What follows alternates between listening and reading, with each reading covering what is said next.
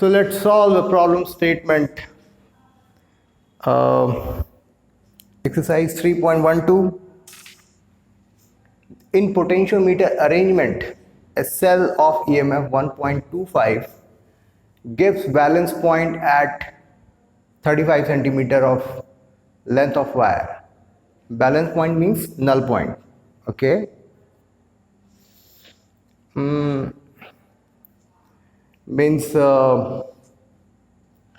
at 35 centimeter of length, it has got the potential drop of 1.25 volt.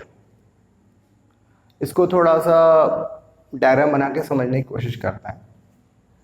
जैसे आपने एक cell बनाया और इसको एक पोटेंशियोमीटर एक है, इससे आपने कनेक्ट किया.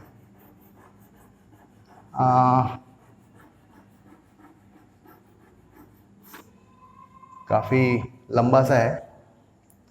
इसको लेट से 35 सेंटीमीटर पे ये हमें नल पॉइंट मिला. इसका मतलब क्या है कि ये जो बैटरी है इसके ईएमएफ के बराबर का पोटेंशियल ड्रॉप हमें यहाँ पर मिला, which is called balance point. So what is the EMF of this battery? 1.25 volt. So let's assume per unit length जो potential drop on this potentiometer is phi. Per unit length इस पर जो potential drop जो आ रहा है वो phi का है. तो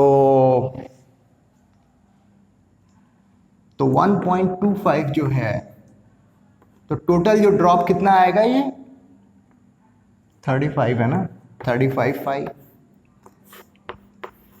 so this much drop is equivalent to 1.25 volt.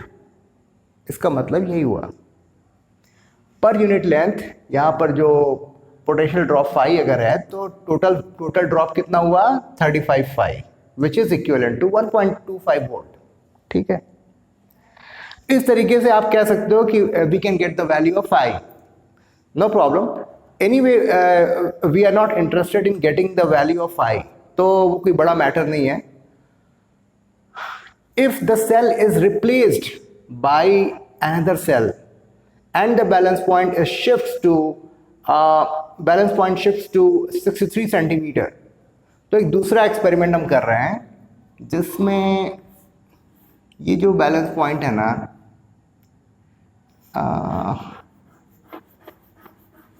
it has got shifted. So now it is somewhere at this point, and the length of this point is 63 centimeter. So but the problem is we are not aware what is the value of EMF of this cell. So let's assume इसकी EMF E है. अगर per unit length इसकी जो potential drop इस potentiometer का phi है, तो इस पर टोटल ड्रॉप कितना हुआ होगा, 63 phi. Right hand side 63 phi हुआ होगा. नाउ ये जो ड्रॉप है it must be equivalent to this E. This is equation number 2. How simple it is.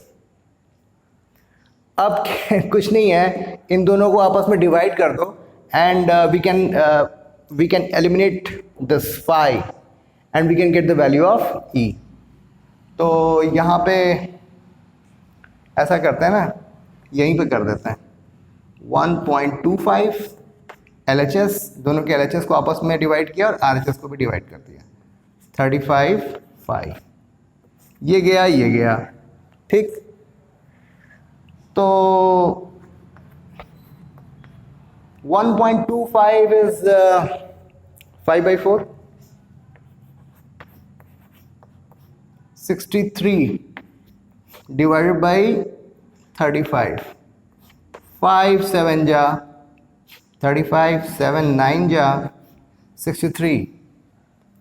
So the value of E is 2.25 volt. आसानी से हो गया, कुछ था ही नहीं.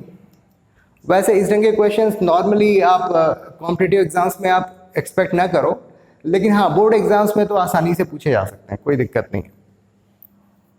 तो so this was all about example no exercise 3.12 और मुझे उम्मीद है आपको ये एक्सप्लेनेशन समझ में आया होगा. Thank you.